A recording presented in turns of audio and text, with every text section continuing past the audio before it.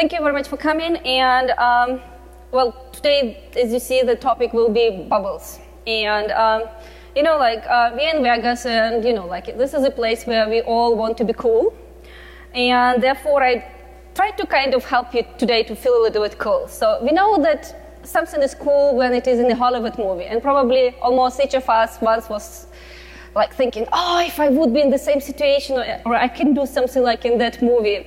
So let's look at this.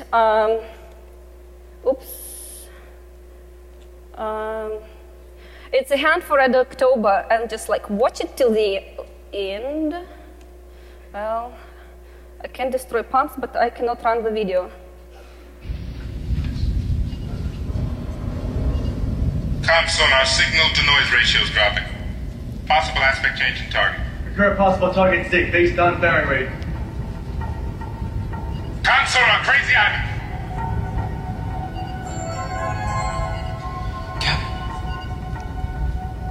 Captain, he's turning. Which way is he turning, Jones? To the starboard, sir. Give the man a chance. All back full. Say again? I said all back full. Back's full, aye, sir. This is back full.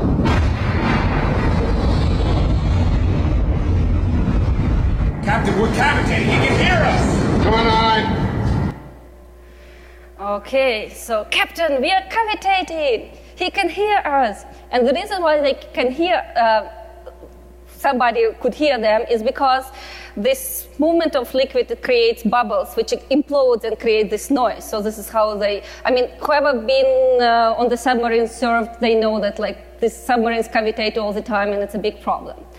So today then we will be cavitating and destroying things with bubbles. So what will be in this talk today? So we will learn how to deliver attack payload via the physics of the process. And we learn how to use bubbles to cause physical destruction. But of course, you know, we would never want to introduce a problem without a solution. So we will also learn how to detect ongoing cavitation before things break. And we will conclude with understanding like whether the attacker is really that almighty as we typically think, like, well, when the attacker is in, he can do whatever he wants. Well, not all.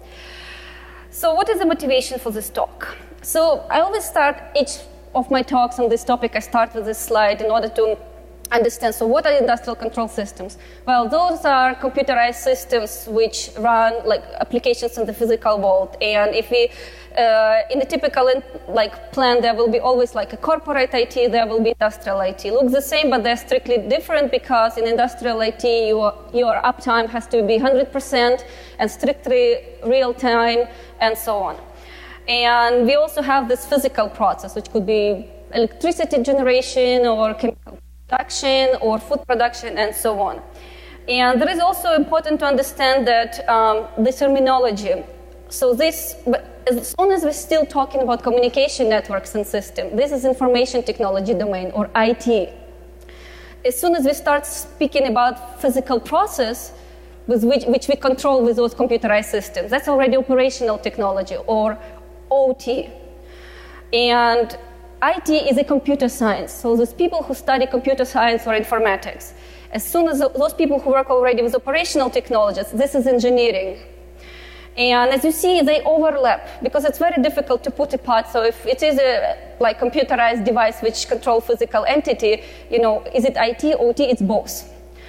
And typically that device will have a couple of stakeholders from both domains, computer science and engineering. But again, there's different domains. And the goal of the attacker is not just to get into the control system. Well, if he's just getting control system and does not know what to do with this access, then, you know, like there is no danger. So the goal of the attacker is to cause physical impact on your equipment, on your operations. So, and this is why in ICS security, we have two parts. We have IT security. Well, yes, the attacker has to take over the infrastructure. But after that, the attacker actually has to cause impact on the operation, which is like already OT security in damage scenario. And the focus of this talk is OT security because we will be dealing with the pump. So there is a standard ISC 62443 which tells us that, well, your control network should never be flat. You have to have a security zoning on it. And typically how the recommendation, well, identify your critical assets and put them into more secure critical zone. And trace electronic communication, and if something talks to these critical devices, well, they still go together in this more critical security zone. And the point is that, for example, like the adversary can actually penetrate less secure zone, take over the device, and cause impact on the equipment in the more critical zone. Why? Because actually those devices communicate with each other with the physics of the process. They're related to each other. And actually, I've learned that. So basically, with that, the attacker can effectively breach the security zones, breach the boundaries. And how I know this? Because I've learned it the hard way. My talk, Black Hat 2015, no unsuccessful attack scenario ever make it to the stage. So it's time to confess. So this damage scenario which I presented in Black Hat 2015 was not my initial plan. So basically I wanted to cause persistent economic damage to the chemical plant. For example, for extortion reasons, or maybe kick out the competitor out of the market. And my initial scenario was catalyst deactivation. So I wanted to kill a catalyst in the reactor because then it's very costly attack because the plant is not producing the product. Catalyst costs tons of money, and also to replace the catalyst if I deactivate it, you have to stop the production, clean the reactor, so it's a downtime. It's a very costly attack. However, so in order to deactivate the catalyst, I need to rise the temperature in the reactor. Well, if I rise the temperature in the reactor, the outflow becomes very hot. And as you can see, the outflow of the reactor goes into the heat exchanger. In the heat exchanger, something hot and cold meets together. And because it is too hot, the heat exchanger starts condensating, and an operator will get an alarm. Well, you see, I don't want to operator to pay attention to what I'm doing, so, well, I'm an attacker, I can suppress digital alarms, no problems. Well, but the physics of the process is already in deteriorated state, so it keeps propagating downstream, and in the absorber, it causes another alarm. Well, no problems, I can suppress that alarm too, guess what? But because I keep hitting, the operator is not reacting because he's not aware. The physics of the process basically already reach unsafe state, and plant goes into safe shutdown. So basically, I was not able to hit a catalyst for long enough in order to deactivate it, because the plant would be going into safety shutdown. So basically, and as you can see, so basically, I'm hitting something in the reactor, but the effect propagates all the way into the column, although I am not even there. So physical process is a communication media for the equipment. And in that failed attack scenario, basically the physics has won. So I felt so defeated, and I felt so depressed. I actually felt extraordinarily angry. I have to come up with a new attack scenario, but the fact that I failed bothered me all these years. Because you see, I wanted to win. The attacker always wants to win. I wanted to be on top. So I thought, well, okay, so I now know that equipment can communicate with each other via the physics of the process. So why not to use this to deliver attack payload? If it is a communication media, let's deliver attack payload. So, and I've been looking for a couple of years, I've been looking for a demo rig where I could illustrate this concept in an easy, accessible, and very illustrative way. And I found this demo rig from Flowsurf. So in this demo rig, pump and valve, they do not talk to each other electronically. So, and my goal is to cause physical damage to the pump. So I will be delivering attack payload to the pump via the physics of the process in form of cavitation bubbles. And yeah, we will see it later today. So this is how it would look like. This is when I was preparing for this talk. Well, this is basically how my attack payload looked like. It's not a shell, it's bubbles. Okay, so we now talk about pumps, but not these pumps, these pumps. So yeah, we need to understand a little bit more about pumps. So what is a pump? It's a piece of equipment which elevates or moves liquids at the expense of power input. It could be your human power, like in the old days, or it could be like motors, so basically electricity. And like in the nature, why the rivers are flowing? Because under the influence of the gravity. But if you want to pump the oil, you need to apply already electrical energy and actually define the gravity. So our current lifestyle would not be possible without pumps, and this is the most used piece of equipment on planet Earth. Was invented long time ago by Archimedes. It was still a manual pump, so it was some people were slaving on that pump, and the demand for pumps is growing every year, and we consume more and more pumps each year. And they come in all shapes and sizes, and very often it is customized engineering. And like if you speak about like medium size or whatever that medium size means, it takes still 25 to 50 weeks to deliver that pump. So if your pump fails suddenly for no reasons, you have to wait another 30 weeks or up to 50 weeks to get your pump, and this is your downtime. So you never want to lose a pump. So in the chemical plants, typically they will have spare pumps, and when the pump fails, they will try to quickly replace it because they cannot afford the downtime. But for example, if it is something specialized pump for pumping oil, you can't have two of them. So yeah, you try to operate them wisely. So in a nutshell, there are two types of pump, like huge and heavy. They are very expensive and they are very sensitive to incorrect operation. So for example, if you close the lubrication supply, the pump will fail in a matter of minutes because it's very heavy. Therefore, these pumps are instrumented for health and safety monitoring. So you will see that, well, there is no lubrication going anymore, and the pump will shut down automatically. And there are like small pumps, which are like, for example, again, those are in the chemical plants that would be considered like humble small pump, and they are relatively cheap because they're still expensive, but they're cheaper than the large pumps. And they are lighter, and therefore they're more resilient to failures. And typically they're not instrumented for health monitoring. So in our case, we will be dealing with a centrifugal pump. So it's one of the most common type of pumps, and basically, it increases the speed of liquid in a pipe system by using the rotating impeller. So now we will learn the proper vocabulary. So the water, like the liquid, goes in suction. So suction is something where the liquid goes in and it shoots right into the eye of the impeller.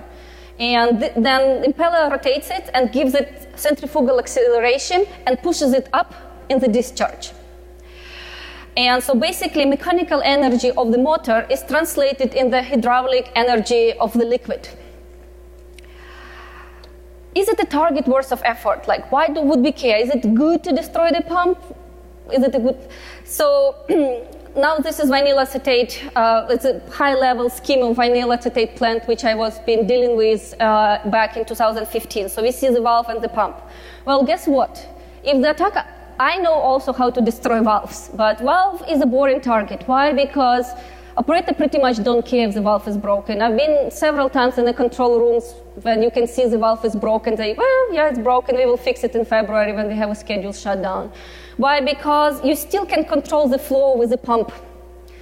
So you either can regulate the flow with the valve, with the position of the valve, or you can pump more or less. So if the valve is typically fails open, so it will be just, like open tube. But then we still can regulate the flow with the pump. But if you destroy the pump, nothing flows. So this is a good target. Now we will speak about cavitation. So every substance in the world, every physical substance can be in three states, major states: solid, liquid, and gas. And in our case, we are more interested in this transition, liquid and gas. So basically, it moves between the states if the pressure, ambient pressure, drops or temperature increases. So basically this is what we see, the bubbles when the water is boiling. At 90 degrees or whatever Fahrenheit, the water starts boiling and we see bubbles on the top. So when we speak about production environments, the temperature stays the same because it's just like the temperature will be typically the same. What is changing is pressure, and this is where we will see bubbles. So, and basically we like bubbles. We like them in champagne. And you see that's actually something very positive and highly advertised and so on, there is very beautiful photos of the bubbles. But bubbles can be also evil if applied outside of the wine production. So bubbles actually very harmful to the pump. So when pump is cavitating, it deteriorates its performance. So cavitation is a formation and bursting of vapor bubbles due to change in liquid pressure. And as I mentioned, in this case, we are not talking about the temperature because temperature stays the same. It's actually what changes the pressure is in the suction pipe. There are absolutely, literally millions of reasons which can cause this pressure to drop. That's why I even did not prepare the slide on it, but it happens all the time. And basically, so if you look at this graph on the left, so when the pressure in the pipe, the pressure of the flow, drops below this vapor pressure, this is when we start seeing bubbles. So, basically, and then the bubbles go further and they enter the pump, so they propagate through the pipe and they enter the pump. And this is where there is no room, the pressure is changing and they rapidly collapse altogether. And so basically they implode because they're condensed and pressure is also changing. And they collapse at a very high velocity, at very high pressure and at high frequency, which create massive shock waves. Pumps start vibrating and it also exerts mechanical pressure on the metal. So cavitation is very damaging to the pump, but there are two main problems for the production, basically for the operation of the facility. First of all, reduced efficiency, because all pumps they require very nice, smooth, continuous flow in order to really speed it up in a proper way, like basically rotate and discharge. And when this bubble start collapsing, all this flow become turbulent, and so basically you can't really pump it that well, and it becomes all the way that pumps stop pumping at all. Liquid goes in, but it cannot generate enough basically energy to push it out. And the second problem is that it's premature failure of the pump, because bubbles cause excessive vibrations, as I already mentioned, and can damage all the parts of the pumps, like bearings and seal and so on. And also the shock waves they create, because it's an energetic wave of a very high intensity. So it starts creating small pits in the metal, and eventually it starts eating out the metal. It became craters. And basically, as you can see, one of the blades of the pump is already completely was destroyed by the cavitation. We're getting closer to the showtime, to the performance. So I'll first show you the overview of the rig. So what we're expecting to see. So it's pretty simple. We have a water tank, and the water is going out of the tank, but into the pump, and out of the pump back into this water tank. We have suction or inlet valve, how we can regulate the flow. We have a pump, which is powered by the motor. We have discharge valve, and we have a flow meter, which will show us what is the flow. So let's look a little bit closer. So these are the parts of the pump. So we have, as you see, we have suction, discharge, we have pump, we have motor, and we have coupling, which connect the shaft of the motor and the pump. And in the pump, we have impeller, we have seal. This is what closes the pump. So basically, the liquid should not go beyond the seal, and this part between impeller and seal, it is called wet part of the pump. And we have bearings. And try to keep this in mind, because later on we will need to go back to these parts, because we will be monitoring the pump and this vibration of different parts. So it's time for a demo. So I'm switching on to the camera, and now you have the rig. So the same parts. This is our container. We have 2 valves. This is our piping infrastructure, and in front you see the pump. Can we show the flow?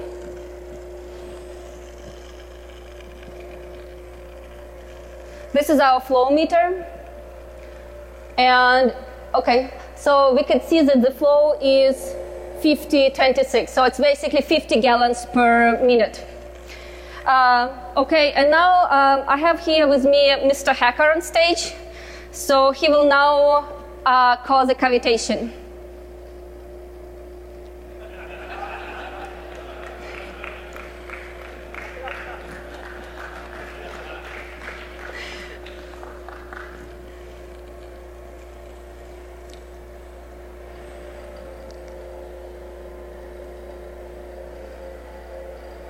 What is the position?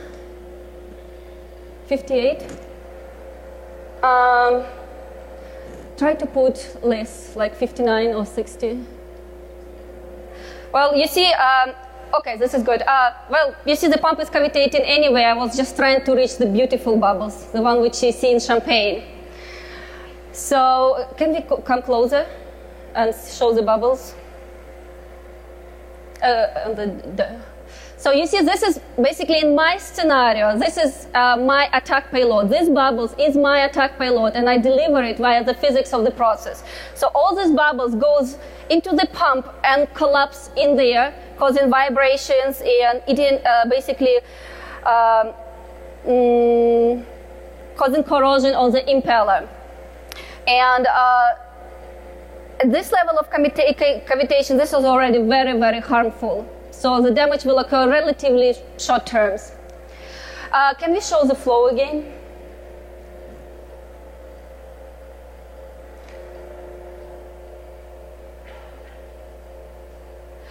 And interesting, so, okay, in this case, it's actually 0. Why? Because then it means that the flow has, this is an interesting, I'm glad we can see this. So it means that the flow has fallen to below 20 gallons per minute. And this sensor calibrated to measure only between 20 and 100. So basically it's wrong. So this is what you see effectively actually operator completely lost visibility into the performance of the process. He does not see the flow anymore. So this is one of the ways how to blind operator about the true state of the process. So yeah, basically this is also one of the attack scenarios when you can miscalibrate the sensors and eventually change the number which it will be showing. That's enough. Can we show now the sensors? So the pump is not cavitating anymore, but now the next part of the talk will take you to the defense. How will we detect cavitation? And the pump is instrumented with sensors. So let me show you a few. So we see here, this is a sensor. Here's another sensor, as you can see. Here's another sensor. Here's another sensor, it's just inside. And there are a couple of sensors behind, we don't see them. So we will be basically using this data on the pump vibrations and temperature in order to predict the state of the pump. Basically, if it is excessively vibrate, then we know that something is happening. So we will show you a few data.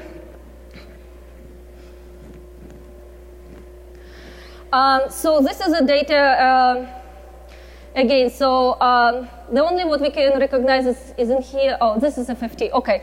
So this is actually vibrations, and as you can see, it's just small random number. And this is what basically why I wanted to show this data.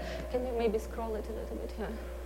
Because you see, it is believed that if the attacker will get access to the data, he will immediately know what to do with it and how to interpret that. So if you look at this data, do you understand what it is? You neither don't know what these numbers mean, What is the unit of this number? What does it represent? And this is when you have to start, as an attacker, you will have to start building algorithms in order to process this data and extract some useful information out of it.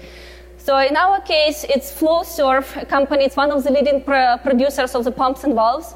They build an application, so they have this engineering knowledge, and they build this engineering calculation, basically formulas, so that this data are fed in those engineering formulas, and they extract information which tells us what is the current state of the pump, which is we basically extract useful information.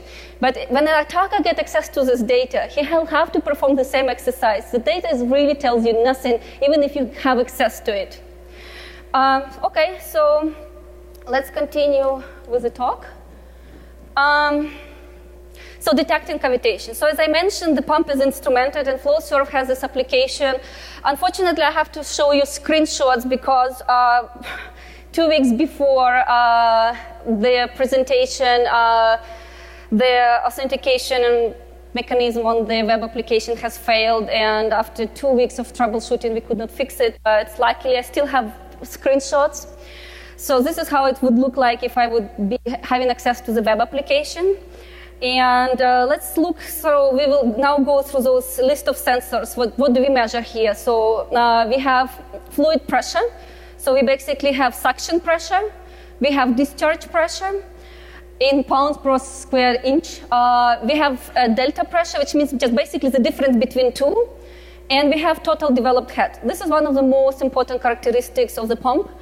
I knew nothing about it before I started working with pumps, but now I know. So the total head is basically that acceleration which we can give to the liquid, and it's measured in feet. And it's basically what is the difference between inflow pressure and outflow pressure for a specific type of liquid, because it will be different for water or gas or something else. So then we have temperature of the seal, that one, the close the valve. This one, the temperature of the seal. And we have several vibration sensors. We measure vibration on bearings in horizontal and vertical directions. So those vibrations actually propagate in different directions. And we have vibration sensor on the pump inlet.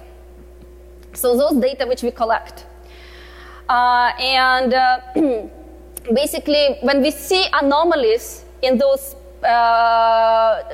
sensory data, and we process it in an engineering way, then we can make conclusions like, well, you see, root cause is cavitation and likely impeller failure in this many days. So as you can see, all of those anomalies. So you see, at this point, the attacker has already bypassed all of the IT security protections, and the attacker is already interacting with the process. So at this point, no IT security protections can help us to detect ongoing attack. The attack has to be detected with process engineering methods. So, and whether this basically cavitation is caused by natural causes or intentionally, it's the same methods which used to detect it. Well, that was so far easy, but you see, we have very competent adversary. So he knows that the pump, damage to the pump won't happen instantaneously. And therefore, since I will see that the flow is decreased, I will start, and you see there will be process upset. So I will try to determine, as an operator, I will try to determine the root cause, like what's happening in this decreased flow, and I will start troubleshooting. So in order to keep me away from this portion of the process, the attacker will spoof at least a valve positioner and the flow, making them looking normal. So then I will be misled as operator what causes reduced flow. So this is how it would look like. This is the sensory data from this demo rig. And we have this, basically I've recorded it in this way. I was just playing around. But you see the real flow fluctuates, and my spoofed flow, just like perfect flow, which I always want to have. And at this point, typically people ask me, but how do you spoof process data? Well, you know what? We already have the methods. So Jason Larson has presented a couple of algorithms how to spoof process data at Black Hat 2014. So you can go and review that set of slides. And then I actually took his algorithms and I really worked and applied them to multiple different types of sensors and different facilities. So I basically mastered it to perfection. And I also presented a way how to detect it. So we already know a lot how to spoof a data, and there are so many ways to do that. So it's all already presented material. We know how to do that. So what we're going to do now, we basically will be using the laws of physics to detect those spoofed sensor values. So our task as a defender now to detect spoofed flow and to detect spoofed valve position. And we will use laws of physics for that. Because physics don't lie. I used to think that way until apparently they do. There is a book on Amazon. So, but I will still base my detection on the premise that physics don't lie. So, and I will be using the notion of physical correlations. So see it that way. So for example, a human body accurately represents the temperature of the room. So if somebody is sweating intensively, it means that the temperature in the room is very hot. And for example, this would not make sense. So if somebody is sweating intensively and the person is healthy, well, he doesn't have a fever, and the thermometer shows a very low temperature, we would say, well, something wrong with that thermometer. It's not possible. So this is what I will be using for my detection. So the state of the pump is accurately representing the state of the process. So basically, it is directly correlated to the flow in the pipe. So, and I will use the state of the pump, basically those sensory values of the pump, to validate the state of the process and to detect spoofed process values. So we'll use sensory data from the pump to detect spoofed flow and valve position. So as you can see, we have normal flow, about 53 or 50 gallons per minute. So this is spoofed. And we have my default valve position. So at this moment, I don't know whether they're spoofed or not. So we will start with verification of flow. So how can we do that? Because the pump gives us value total head. So one of the values which we, as you remember, one of the values which we monitor is total developed head.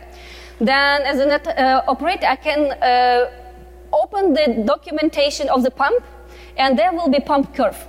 So this is every pump has individual pump curve, which will be in the documentation. And this is it. The pump curve shows the relationship between head and flow rate.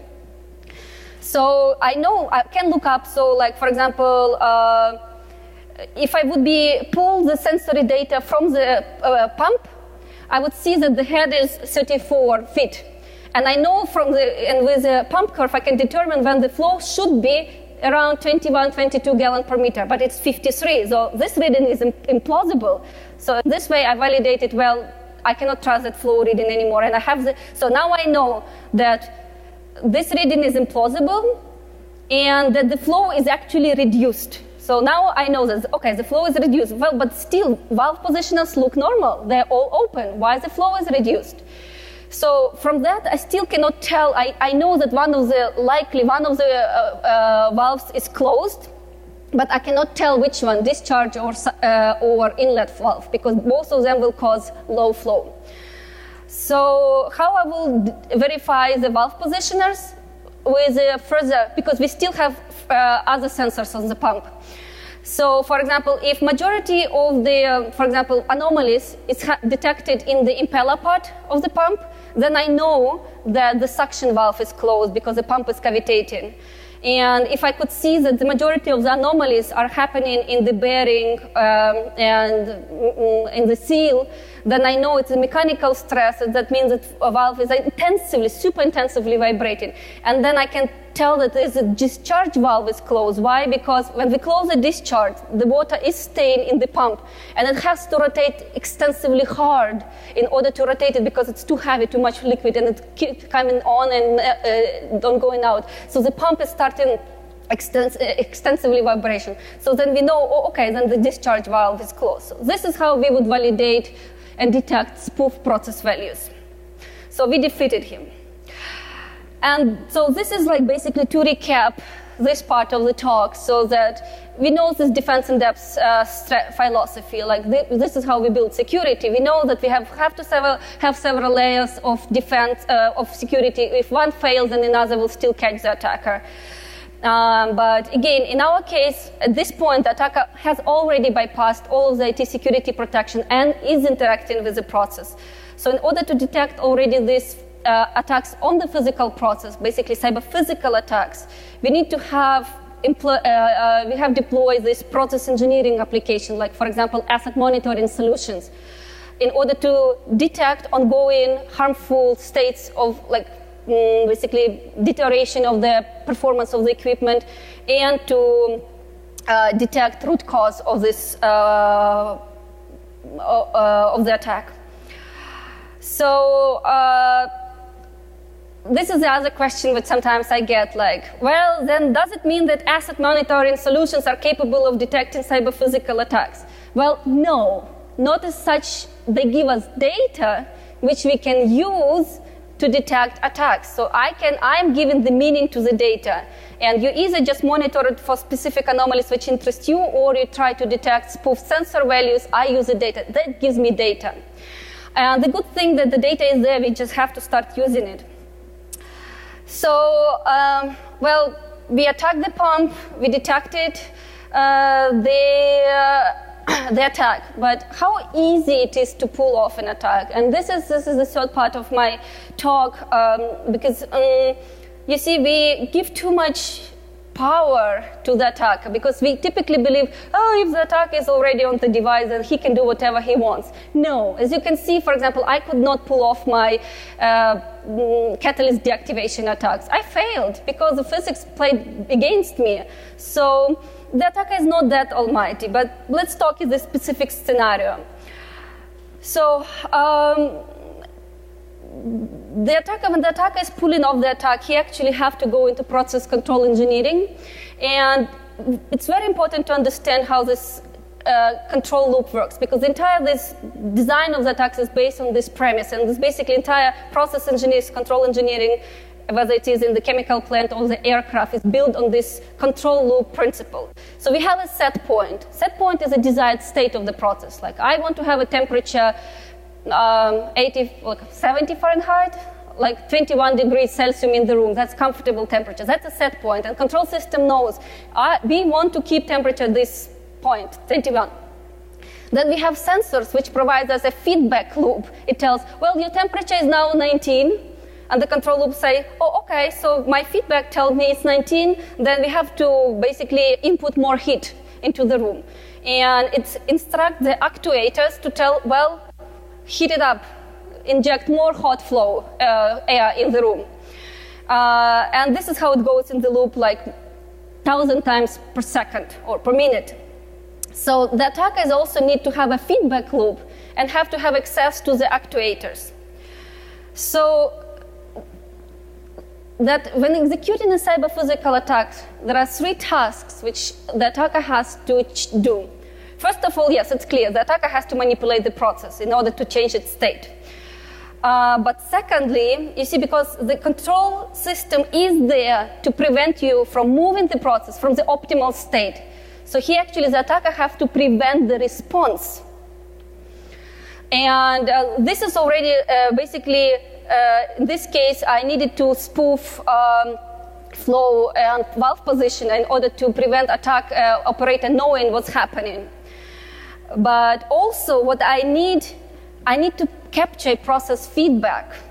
What does it mean? When I manipulate the process, I need to know whether my attack is successful or not. Does the process moving in the direction in which I need it to move?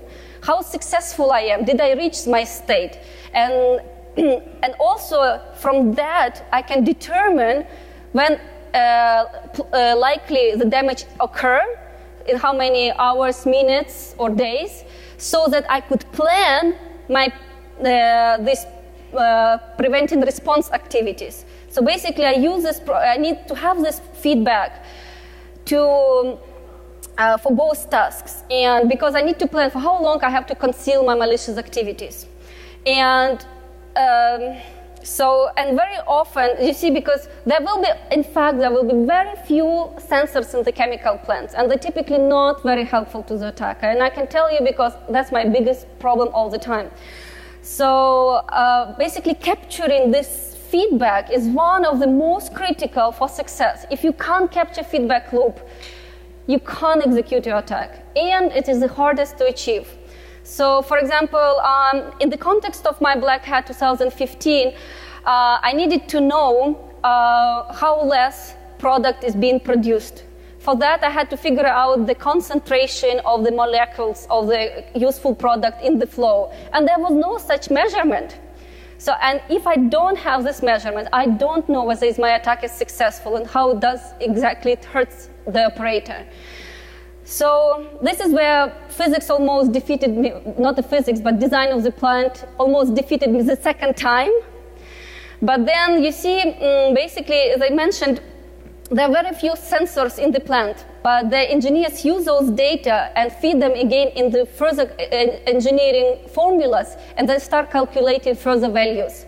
So when I was looking through the source code of the controller, I found that there have been intermediate calculations which actually they were calculating those concentrations. So I extracted that from the code.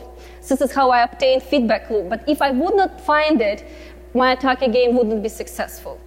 So in this case, the attacker need, so for example, in as-is setting, we are now talking about this specific setting. On one hand, the attacker does not have an easy feedback loop because the only sensor value which is available to me is a flow meter. But but you see, like if the flow is reduced, it does not tell me whether the pump is cavitating. Because how do I know, well, the flow is reduced, but is the pump cavitating or not? The pump, for example, if I will not close the discharge valve all the way to 60% and below, the pump will still not cavitating, but the flow will be reduced. And secondly, I don't know even if I can guess that it might be cavitating, I don't know with which intensity. So I don't know how fast my pump dies. So I cannot estimate this time to damage, so I don't know for how long I have to conceal my malicious activities. Well, this is on one hand, but if we have a very competent adversary, and he is competent because he knows ICS, so we actually, in this specific scenario, we can at which flow the pump will cavitate. First of all, you can, of course, be lucky, and you actually can find this damage report. If you are already in the facility and you're looking around, there will be damage reports. So you will know that, well, that pump died from cavitation, and, those were operational conditions, they're bad. Okay, we will implement those bad working conditions, and we know that the pump will die of cavitation.